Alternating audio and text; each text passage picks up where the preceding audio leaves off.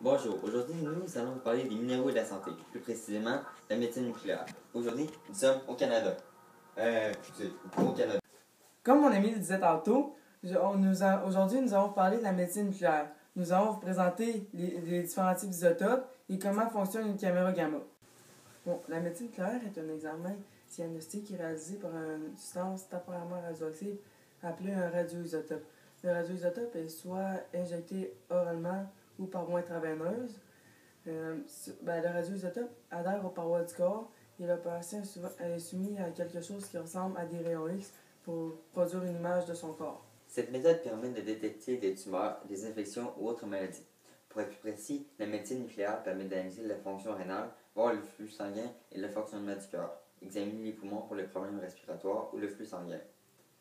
Maintenant, nous allons vous parler du 99 MTC ou du technetium 99. La production du 99 MTC débute par la fission d'un isotope d'uranium-235 qui produit le molybdène 99 radioactif. Le molybdène radioactif est ensuite traité et raffiné puis envoyé dans un distributeur qui le place dans un contenant appelé générateur aux fins de la vente et du transport dans les hôpitaux ou les radiopharmacies. Le TM901 ou le technetium est dérivé du générateur de molybdène dans une solution saline qui est injectée ou inhalée par le patient avant le test. Pour continuer ce que mon ami disait tantôt, je vais vous présenter les isotopes qui peuvent remplacer le 99 MTC.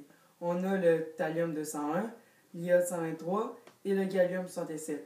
Ensuite, pour continuer le molybdène 99, comme il disait tantôt, il est radioactif.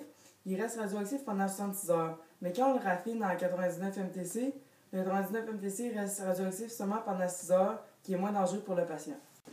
Comme son nom l'indique, la caméra gamma détecte les rayons de type gamma.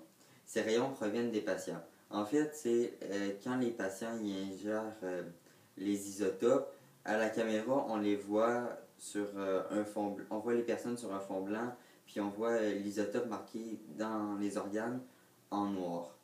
On choisit ces isotopes en fonction du type tissu ou organe sur lesquels on souhaite qu'ils se fixent.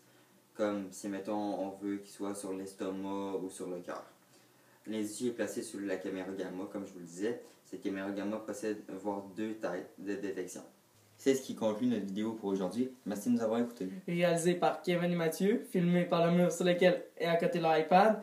Et nous allons vous présenter quelques bloopers. Bye! Bonjour, nous allons... Cette méthode permet de détecter les tumeurs, des infections... Je fais ça avec mon bas. La médecine nucléaire est un... Bon, la médecine nucléaire...